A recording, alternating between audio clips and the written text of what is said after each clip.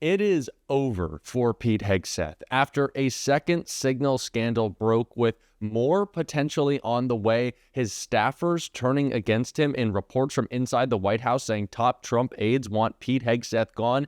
It could not look any bleaker for Pete until Karoline Leavitt was sent out to his defense. And we know, of course we know, that Karoline Leavitt is terrible at her job and only made this situation worse, and we are going to get into the meltdown she had on Fox. But before we do, if I could quickly ask you to leave a like on this video, and if you haven't already and you enjoy our channel, to hit that subscribe button. It goes a long way, and it really does mean a lot to me.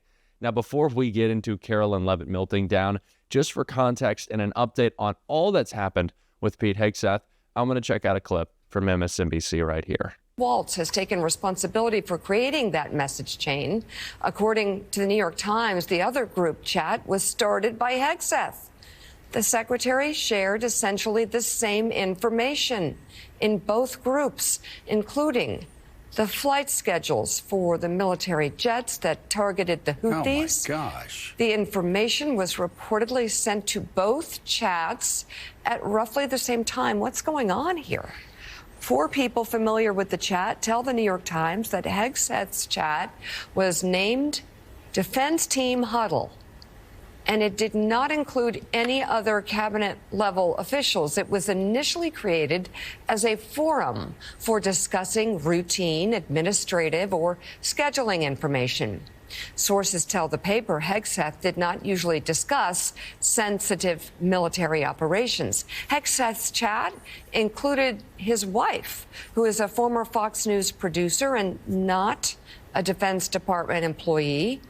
His brother and personal lawyer were also in the chat.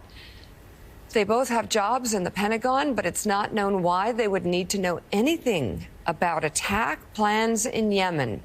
In a statement, the chief Pentagon spokesperson denied any classified information was shared in either of the signal chats.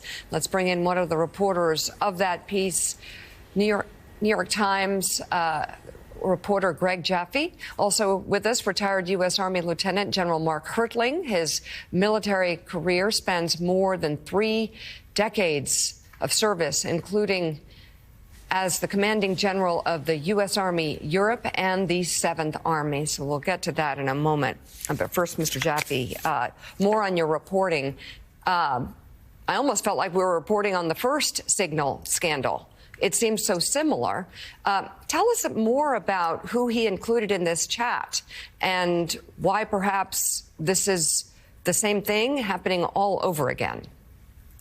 Yeah, so worse. the chat, as you noted, included his wife, his brother, his personal attorney, and most of his inner circle, which has been in a state of tumult these last couple of weeks. And I think it's worth noting it's a very inexperienced inner circle, and he's a very inexperienced secretary. So it's a group of people who hadn't been used to operating at this level of government. And I think that's the other kind of key point here.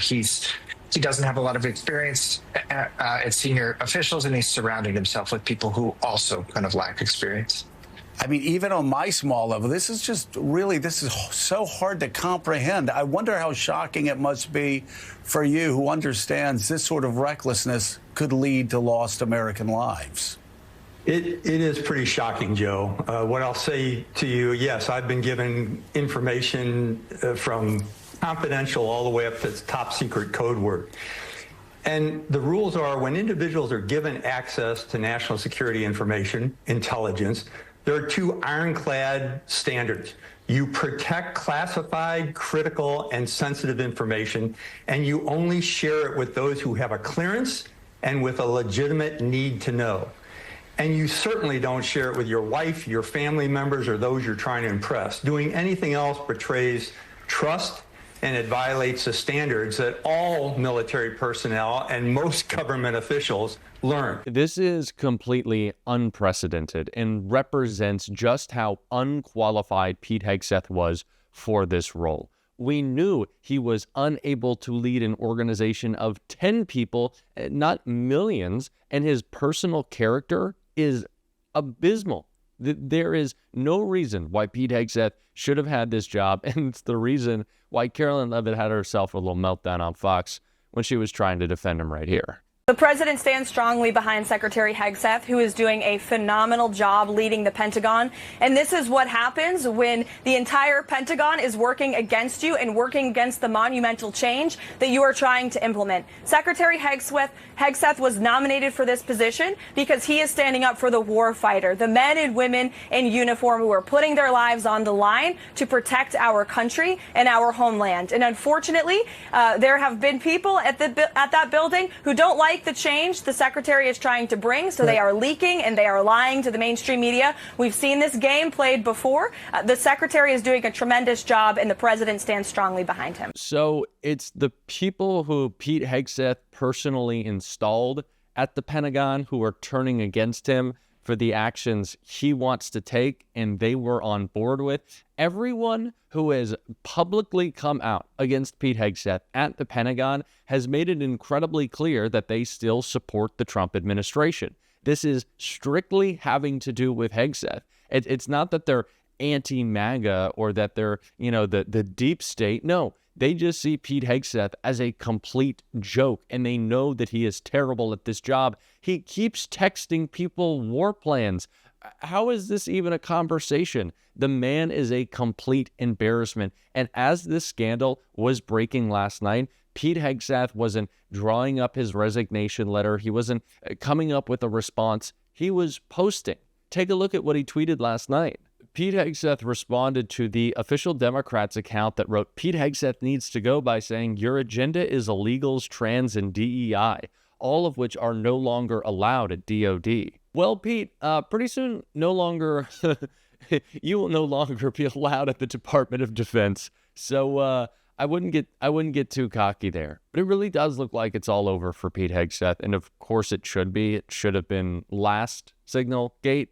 I don't know why we needed Signal Gate Part 2. He never should have been allowed to hold this position, the DUI hire that he is. And we talked about this in a previous video, how, Republicans think that tattoos are justification enough to ship people off to El Salvador. But Pete Hegseth's Islamophobic tattoos were not any barrier to allowing him to be Secretary of Defense. It is completely insane. But now is a time that we are going to see Republicans across Congress who are really scared to call for Pete Hegseth's resignation, which they should, be intimidated by MAGA or those in the Trump White House who do want Pete Hegseth to stay.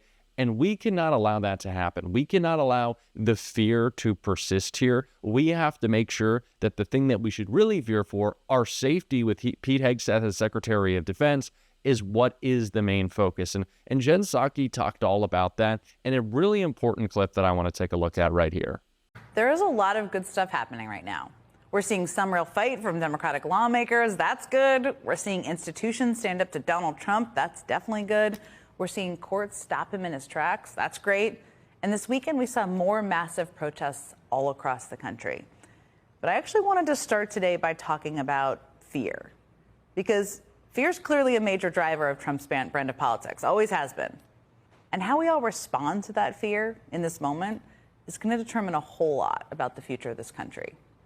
Congressman Jamie Raskin summed it up pretty well in the New York Times this week. He said, "There's a regime of fear that's been brought down on society. People need to see leaders and organizers standing up and speaking with authority against what's happening."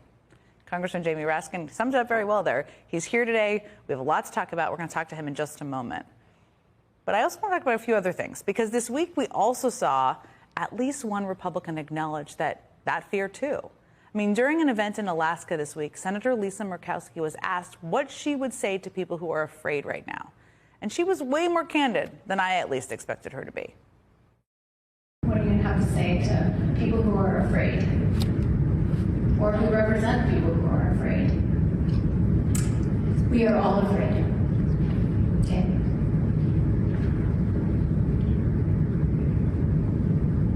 It's quite a statement. But we are,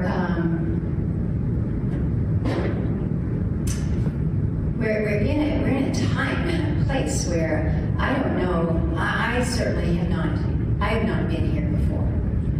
And I'll tell you, I'm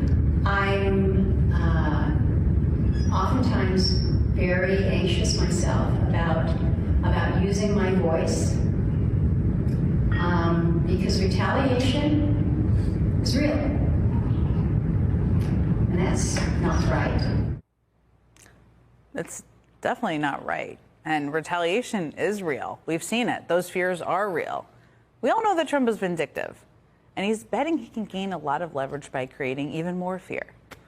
But at the same time, we've already seen that giving in to his demands gets you absolutely nowhere. I mean, when law firms cave, the demands don't stop. The firms that struck deals with Trump are now learning that the White House will effectively be choosing their pro bono clients for them. And when universities cave, the demands don't stop either. Columbia's deal with Trump might now include a court decree giving the White House control over the university's management. And when media outlets cave, the demands definitely don't stop. I mean, Paramount entered into settlement talks with Trump over a frivolous lawsuit, and Trump still pushed the FCC to revoke CBS's broadcast license. Point is this: capitulating to Trump won't save you. You'll just be targeted again and again. Because when you give in to Trump's demands, you're just sending the message his threats and tactics work. You're not putting the episode behind you. You're just inviting more demands. That's how mob bosses work. And remember, fear is what Donald Trump sees as his most effective tool. I mean, in some ways, it's his only tool. Fear of retribution and fear of him weaponizing the powers of his office is basically what he relies on. And he's obviously relying on it to use that office in ways we've never seen before. I mean, he's trying to use the IRS, of all places, to target the nonprofit status of universities, which has the goal of making all nonprofit groups afraid of continuing the work that they are doing. He's trying to use immigration powers to make any non-citizen fear that he could change their legal status and force them out of the country at a moment's notice. Trump is using his office to instill fear in every single way he can. I don't think we always need to be talking about the politics of the moment, thinking about the politics of the moment. And I know that's difficult coming out of an election loss, but when we frame everything in this time in which we're fighting back against a literal fascist through the political lens, it just rings a little hollow.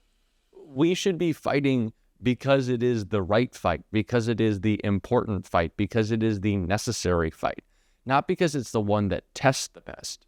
If we really do believe, and we do, the threat that is coming out of the Trump administration, we shouldn't need any instruction on how to fight it. We should just go out and fight it. And that is what we're going to be doing, certainly on this show every single day.